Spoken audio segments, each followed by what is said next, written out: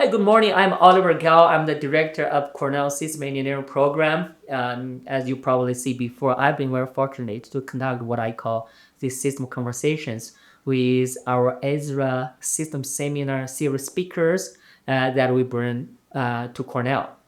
So today, actually, I'm very delighted to have one of our own coming back to visit with us. So today, I have Dr. Graeme Troxell, who is a young academic with a background encompassing system engineering, urbanism, and philosophy, which I feel is so much needed. He is actually currently a postdoctoral fellow in system engineering at the Colorado State University, and also connected with us, being a visiting lecturer in system engineering here at Cornell University. He obtained his Ph.D. in system science engineering from Cornell, and also where he actually for his dissertation he focused on system architecture for urban infrastructure, and if I recall, and actually for civil flourishing. Yeah. All right. So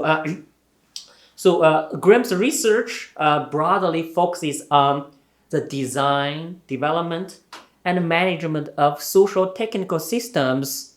And of course, we know that urban systems being one of the key examples of social technical systems. So, Graham, welcome back to Ithaca. How do you like it so far? It's great to be back.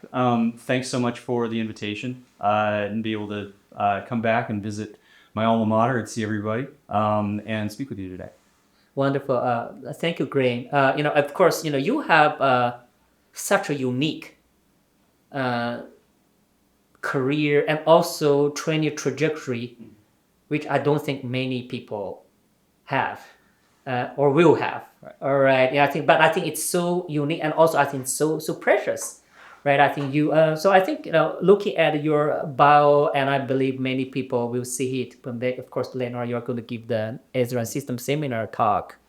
But I believe, including myself, and also many people who will be watching this video, many people would love to learn more about you, how you, through your education and your career, how you came up to this point. So please tell us more about yourself. Sure.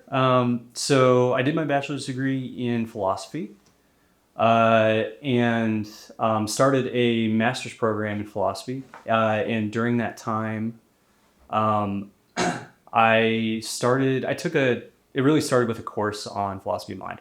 Mm-hmm. And there's one particular sort of theory of philosophy of mind called embodiment theory, mm-hmm. which is very much a systems sort of approach, a systems understanding of what consciousness is. Mm-hmm.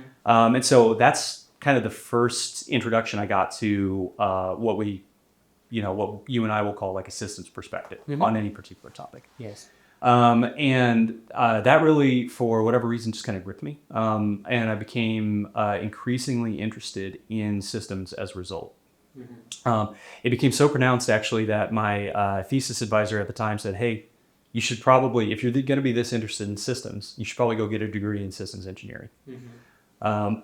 And so I applied to the program at Cornell that had just started. When I was looking at the different programs that I could apply to, Cornell seemed the most exciting to me. It was the most open-ended, and also the faculty affiliated with the field are spectacular. And so I thought I was going to be able to get a great education and also pursue the sort of questions, the interdisciplinary questions I was interested in. And fortunately, I was able to come and in early conversations with you and a few others, I really started to hone in on urbanism and how systems engineering and systems approach could support decision making in urban areas, particularly for, say, like a large overarching goal like civic flourishing, but also kind of what that meant in terms of the actual decision-making process and how decision-making could be supported for development, design, development, and long-term management of urban systems. Mm-hmm. Wonderful, Graeme. And I think it's kind of, you see that while right? For the College of Engineering, while so many, actually, I think that the dominant majority of the students come to the program with an engineering background, which is good, but you see that for system engineer, actually, a lot of time we see, the weakness of traditional system engineers as well as engineering discipline, because in the engineering discipline somehow I feel it's taking a decomposition way, like they split the real world into all these tiny little things, and then engineers focus on those tiny little things. So as a result, you came from the background of philosophy, which I feel I really think I really appreciate the value of philosophy. Basically, you take a holistic view, looking at not only, for example, just human systems, but also like human and natural and even human built systems together, which is this holistic view, which as I was saying, which is lacking among many of the engineering background students. So somehow I feel like you came to system engineering with a top down like approach, and which I think this is really good because for traditional engineering education, and I think unfortunately for many engineering students, they become trained so well in doing something so good, but without asking themselves, am I working on the right thing? Right. While they're developing, they feel the right tools. Well, you come to problems where you always ask, oh, is this the right problem? Is this the right question? So speak of the right question, right problem, and I feel like, of course, now you're postdoc trained actually in your academic research career, and I feel for any individual, while we are on track of finding meaning and purpose for our lives, people always want to identify what is today's challenge, and how can I train myself and apply myself to addressing those challenges to make contribution. So, Graham, in your view, from either from philosophic point of view or from think about your future career, and also think for the whole humanity and our society. In your view, what do you see as the major challenges ahead of us? Sure. So I think there's a couple of different ways to talk about sort of the major challenges. And the difference in perspective there makes a difference. So from a sort of a purely human standpoint, or a sort of global society sort of standpoint, big challenges like climate change, increasing polarization around the world, and things like that mean a lot of uncertainty. And I think there's plenty of legitimate questions around whether or not the way that we've come to do things over the last couple hundred years, methodologically and otherwise, whether or not those approaches are adequate or up to the task. I also think that there's, from a slightly more practical perspective, I think there's interesting questions around the way that we can overcome some of those barriers at a smaller scale.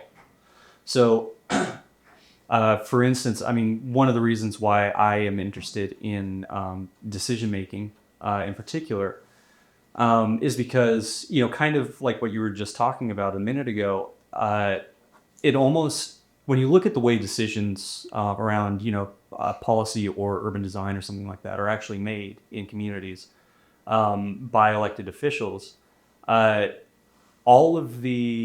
could have the most sophisticated, analysis, modeling, the most robust, engineering proposal, something like that, handed to a municipal decision maker.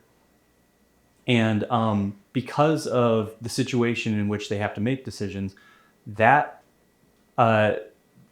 that input, that analysis, that proposal is just going to be one data point among many for them. Yes. Right? One pressure among many others. As you know, with infrastructure, one of the biggest challenges is actually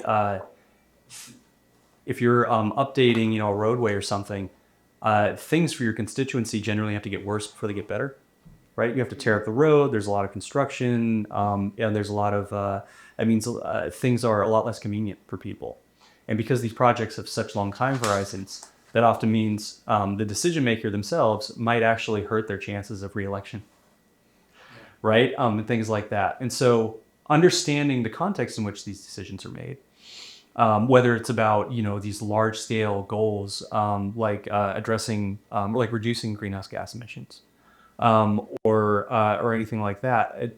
When you boil it down, it comes down to people in a room making choices, and understanding the context in which those decisions were made is a critical point. I think one that has been largely ignored for understandable reasons by engineering generally, because of the sort of decompositional analytical approach, but is also long been ignored by systems engineering too. And so I think systems engineering really has is one of the few disciplines that has a great opportunity to look holistically at not just the tools that it can bring to bear on some of these problems, but also the context in which the rubber meets the road with those problems. And so that's why I focus where I do, and that's also I think one of the most exciting things about systems engineering moving forward. Wonderful. Thank you, Graeme. And I think you made such a good point. It's kind of you pointed out those challenges. You talk about polarization. You give an example of climate change. And of course, you also mentioned, I think, that probably even in the real world decision making at different government levels, at the municipality level, at the community level, and even at the international level, the decision makers, they are facing so many challenges. But that kind of, because of course, we know that all these challenges and all those challenges that kind of surfaced to confront us. But as researchers, we always want to ask, okay, what is at the root? What is at the root of all these challenges? Because I feel that it has got to go back to human beings, right? However, that every life, you and me, we come to life, really at random, right? We come to life at random, but somehow, how? Well, all these random individual lives, and when they have collective actions, and they build good times, when things are all right, they build prosperity. But a lot of time in the human beings, it's not just individual; it's actually collectively. They can mess things up, right? So I cannot help. So which means that there must be something underneath both individual and collective groups that are drive something either toward greatness or mistakes. There might be just even more than one root factor. There could be many more root factors. So when you speak of that, that kind of actually remind me of your dissertation research. I feel probably the infrastructure could be one of the fundamental factors that are shaping and hence deciding not only the directions of collective action, but also the outcomes of the collective actions. And I cannot help thinking that the challenge we're facing today is really the outcome, for example, of collective human action, while the collective human actions are driven by something. So basically, you can see that I was trying to drill us towards a deeper discussion of what those fundamental somethings that you see, and of course, I think maybe related to your work. Yeah. Yes. Yeah, I do think there's something to be said about how it seems that we as a society aren't as aspirational as we used to be. Whether that's manifested in our built environment or our sort of political processes or all sorts of things. I think we used to have something like a regulatory ideal, something that we aspired to achieve and work towards, but kind of I think understood we may never actually get there. And it seems in some sense that we may have lost sight of that, or the focus has shifted from the greater objective that solving problems should be in service to, and instead we just have started to focus more and more on the problems as they exist. And I think it may not seem like there's too much of a difference between those two things, but I think it's actually huge, because the more and more we focus on the problems themselves rather than the outcomes, the long-term outcomes that we want, then it's very easy for us to fight, or sort of it leads to a lot of contention over how to address each of these problems independently. But I think if we have a larger sort of like governing goal or objective, something that we're all sort of bought in on in some sense, something aspirational, then a lot of the other problems sort of become can be understood in terms of their service towards that larger goal. So I think it can help sort of narrow our perspective and sort of align, help us recognize that a lot of our incentives, a lot of our needs and goals are actually aligned. Yeah, Graham, I agree with you. And so basically, if I may summarize, my interpretation, actually, what you just said, is basically saying that our human society, while we have been enjoying so much, technological advancement and a lot of new development, but I think you pointed out a very important, I feel, issue. And I always try, I don't know why I always feel very, optimistic. And also it says that you mentioned that kind of we somehow are not as aspirational as we were or as we should be. And also you pointed out that it seems like we need and we should feel the urgency for a paradigm shift. Yeah. Right? We need a new paradigm. And also as it's kind of particularly, I think, surrounding, as you and I agreed upon earlier, the infrastructure, not only the physical infrastructure, but the social, technical, and the physical infrastructure that play such a fundamental role in driving everything. It's basically, I think the infrastructure basically supports, enables, and drives the civilization. Right? So, and as you say, that's similar, we need a paradigm shift in both viewing, thinking about, and planning and building our infrastructure, social, cyber, physical, all these different dimensions, so that it will support a new paradigm shift. Of course, I think realizing the need is actually always better than not even realizing it, right? So you saw that, and you've already, I think you're already leading in taking some actions and in pointing out some direction. Whenever people think about paradigm shift is basically change. Right?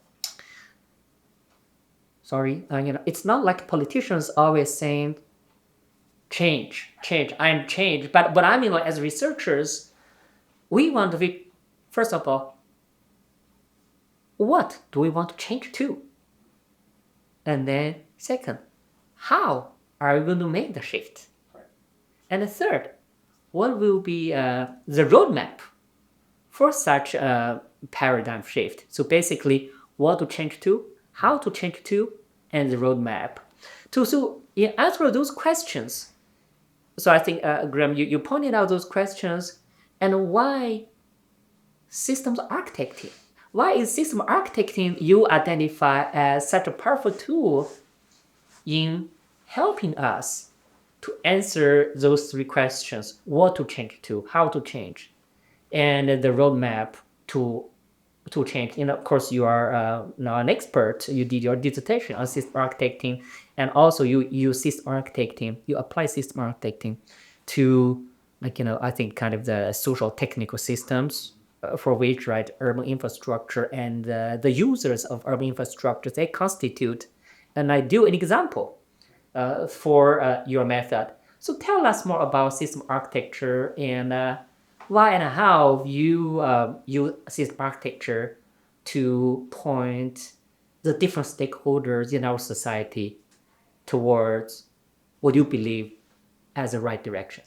Sure. So I really like systems architecture as a method for supporting early stage decision making around urban infrastructure and urban systems more broadly, because kind of getting back to what I was saying just a second ago, it helps reorient the decision towards what is it that we actually want to achieve? What do we want to aspire to, in a sense? And so, if you look at, so for instance, if you look at the way a lot of those decisions are made, there's a lot of contention because, it's in large part because of the way those decisions are structured. There's contention between municipal decision makers and urban planners, various stakeholder groups, the actual communities near these systems or that are impacted by them. They all have their different goals from the system. They all have their different priorities. And naturally, unless they come to the table and sort of buy into a shared approach to looking at architectural alternatives for the project, they're going to prioritize their own needs at the expense of others, which means it's very hard to find good places, good trade-offs. Sort of the best trade-offs between all of those. Mm-hmm. And so people are more focused on sort of their needs from a project, and are happy to select the metrics or something like that might sort of best push their case. What I love about systems architecture and why I think it's such an exciting method to apply in this sort of space is because it gets everyone to the same table and helps orient the decision making around the same set of design alternatives with evaluated according to the same set of metrics, and those metrics are preserved in their natural units and sort of traced to different stakeholder groups, so everybody's represented. And instead of having this sort of contentious debate over this or that particular group's prominence, you can actually look at the likely outcomes from any set of architectures and have a robust and grounded conversation over how to balance everybody's needs. So it makes explicit the trade-offs between these different objectives.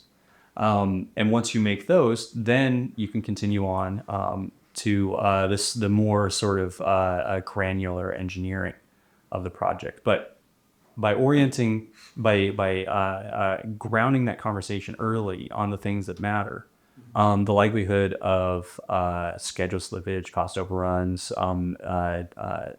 undesirable outcomes for community members or stakeholders can be greatly reduced. That's such a nice point. Thank you, Graeme. And I agree with you. So actually, system architecture is really, I think, such a powerful tool for the complicated or the complex issue of, for example, urban infrastructure decision making that has so many lags and so many stakeholders with so many different views, which are most of the time, in conflict with one another. But in the end, the city needs to move forward, the community needs to forward, things need to get built, and how compromises and trade-offs can be made And it's not only, I feel, Graham, it's not only that, this compromising, trading off decisions being made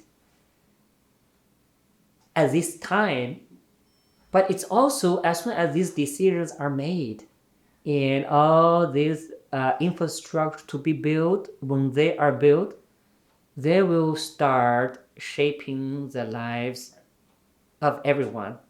So they will become the driving factor of either prosperity or chaos, right? Because they determine the DNA, about these systems.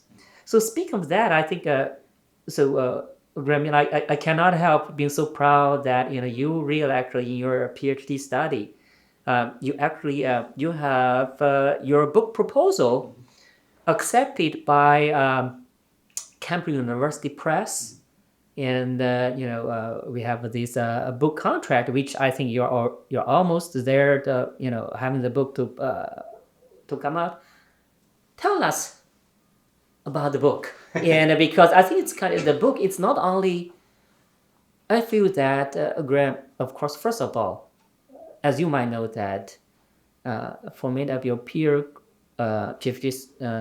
peers, and even not only at Cornell but also not many PhD students, when by the time they graduate, they have a book manuscript ready, and so that's why I'm so proud of you. So and also a book manuscript, it's not only just publish a book, it's really your view and your voice to the world about something and so important and about something so powerful that you feel that I have to let the world know. So tell us more about your book. Sure. So I like to joke that, I decided to write a book just because with my background in philosophy, I'm used to writing a lot. But the book itself, it's really the overarching sort of argument of the book. I think Graham, sorry for interrupting. I think since we're talking about it, you have to give us a book title first. Oh, right. Yes, then so that yeah. So the book, it's titled "Systems Architecting Urban Infrastructure," and the primary focus of the book is really looking at how systems architecture as a methodology can be applied to a number of different stages in the design, development, and management of urban infrastructure, and how it can be leveraged at those stages to help, again, sort of adhere to those larger long-term outcomes that we want. So in the actual early stage of design of urban infrastructure, I've already talked about that, but really looking at how to integrate stakeholders and community members, urban planners, and urban decision makers, municipal officials, sort of into the decision-making process and make sure everybody's priorities are heard, included. And then also I look at development. So essentially, given the different sorts of entities involved in developing the built environment, each of them have, again, their own sort of priorities and interests. And there are different ways of structuring the relationships between, say, the municipality and the contractor, and any sort of external or third-party sort of design firm or something. And so the way that, depending on the structure of those different entities, we can expect sort of different kinds of outcomes from them. Some are better suited to one type of project than another, and so on. And so being able to architect that structure deliberately is also really important. And then the third sort of instance is looking at how infrastructure is managed over time. And again, sort of structuring, architecting the relationships between these different operators for a municipality or for a region, and the way that they sort of rely on each other, because as you know, infrastructure is so sort of interconnected and interdependent, not just in terms of like sort of physical or informational exchanges, but then also through the social system, right? We rely on the same people running, the wastewater treatment plant, also rely on telecom and energy and everything.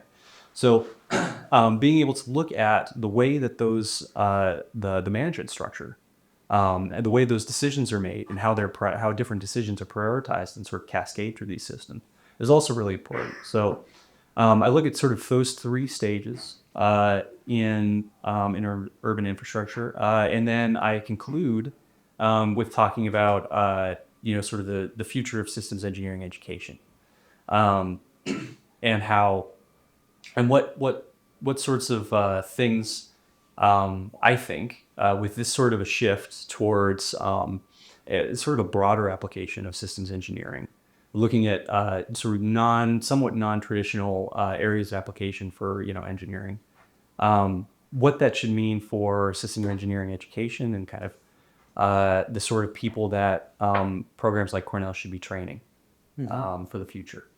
Yeah. Wonderful. So Graham, I was thinking, kind of with your book, and I think it's kind of, I think echoed back to a point that we made earlier, as you pointed out, for the need of a paradigm shift. So actually, I feel like, your book really is making a strong and a convincing case for one, why we need a paradigm shift, and two, how to make that paradigm shift. And then I think your chapters also move on to even give illustrative cases, like the roadmap to talk about how to do this kind of paradigm shift. And I think this is, Graham, I feel that this is so critical and also timely, because when you were talking and I something came to my mind, and it kind of feels to me so ironical. The thing is this: you can see that in today's world, in the past 1 or 2 years, right?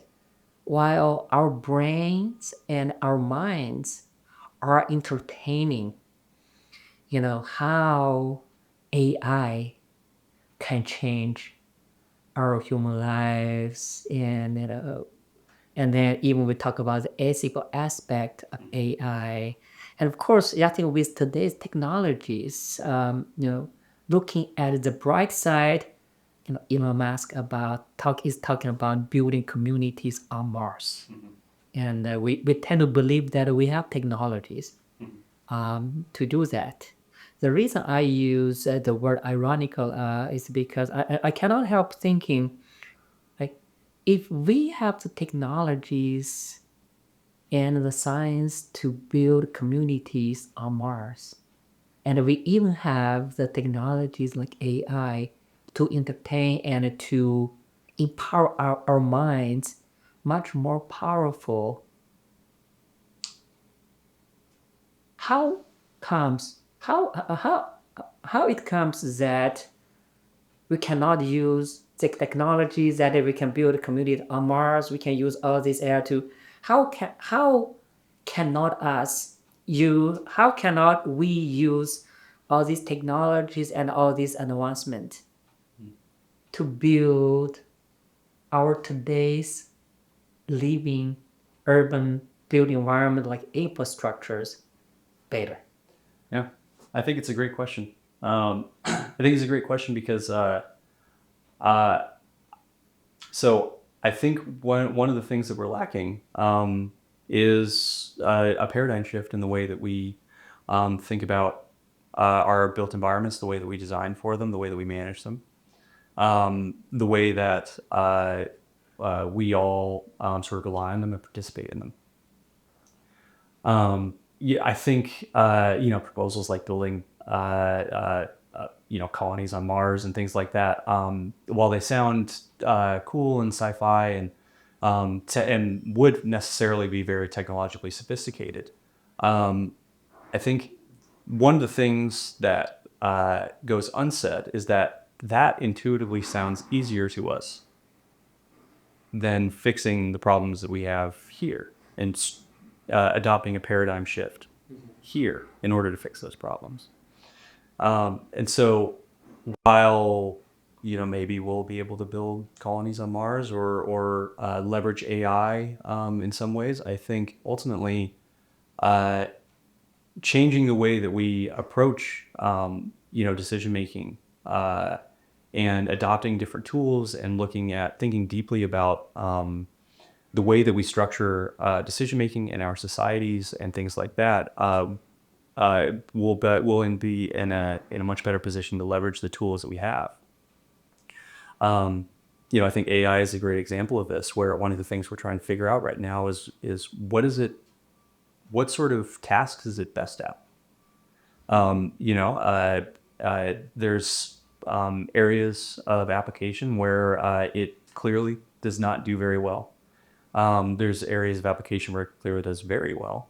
And then there's further questions about, responsibility or legal liability or things like that, given its application in a particular domain.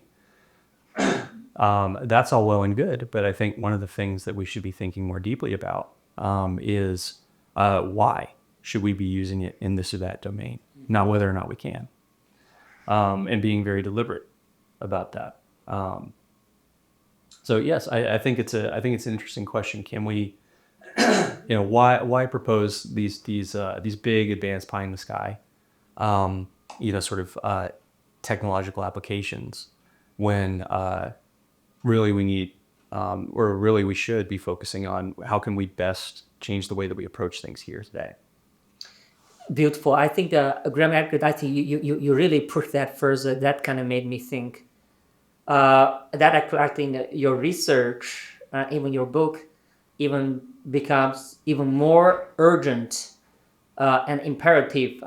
Hopefully, many people will read your book and not only read it, but really kind of translate and convert what they get from the book into actions. Because the reason I'm thinking about it's so urgent is not only because of urgency to fix up, like the things that we mix up on Earth, but because now you see that people are talking about all these new technologies, and people are talking about you said building communities or colonize the Mars. But I'm afraid that if we cannot figure out how to build and fix the things we mess up here, and I'm afraid before we get the good answer to that, and then if you colonize Mars, you're gonna mess up another thing. Right. Yeah. You just recreate it. Yeah. Right.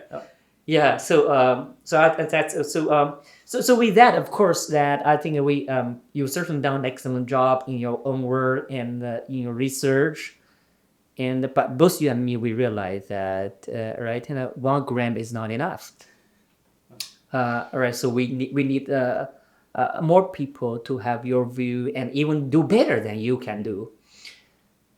Cornell System Engineer program. I think it's created for this mission, right? To have scientific discovery in system science and engineering, and more importantly, to carry out this mission for educating and training the future generations of scientists, engineers, managers, and leaders who really have not only the disciplinary capabilities and analytical tools, but really having the transdisciplinary capabilities and the tools so that they can create, collaborate, and communicate, hopefully to fix things up, and then prepare our human beings. I don't want to use the word colonize to build better communities on Mars. So now I think our time is up, but I want to really get your view about systems education. What do you think are essential, and so any thoughts you have about system engineer education? I think one of the most imperative things for a modern systems engineering program is really empowering students with the opportunity to pursue transdisciplinary and interdisciplinary research. That was certainly one of the things that drew me to Cornell's program. I remember that if you have a chapter, did we have a chapter in your book about the system and the workforce development and education? Yes. Yeah. And so really there, the focus is really on transdisciplinary. And how while having systems engineering tools and that disciplinary sort of rigor is really critical. Having a good amount of familiarity outside of the discipline is really critical too. One of the things that's unique, I think, about systems among engineering degrees or engineering disciplines is that its area of application is so broad. Right? Aerospace is aerospace, mechanical is mechanical.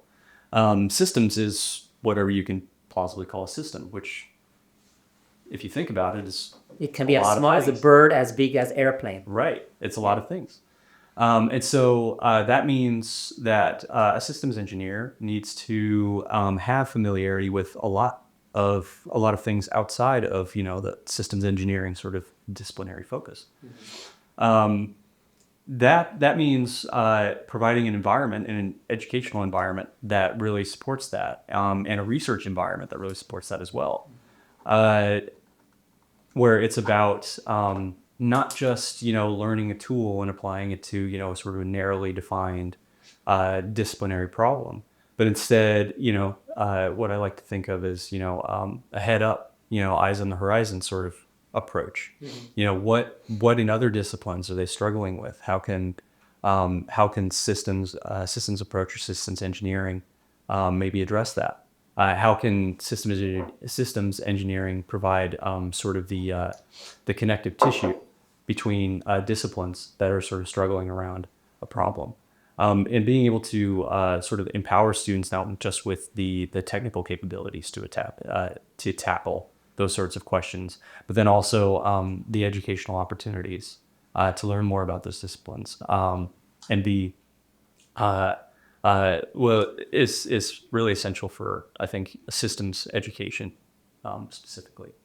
Great. To close out, I think as Cornell Systems Engineering alum, and also you did your PhD here, but also you have interacted, I think, intensively with the MM students. You actually helped with the training of them. So what would you say to your system engineering peers, both PhD students and also the MN students? What would you say to them? To the PhD students, I should probably say there is light at the end of the tunnel. Once you you often get there's always a time in the middle of a PhD where you feel like you may never come to an end, but it comes sooner than you think. So keep chipping away, and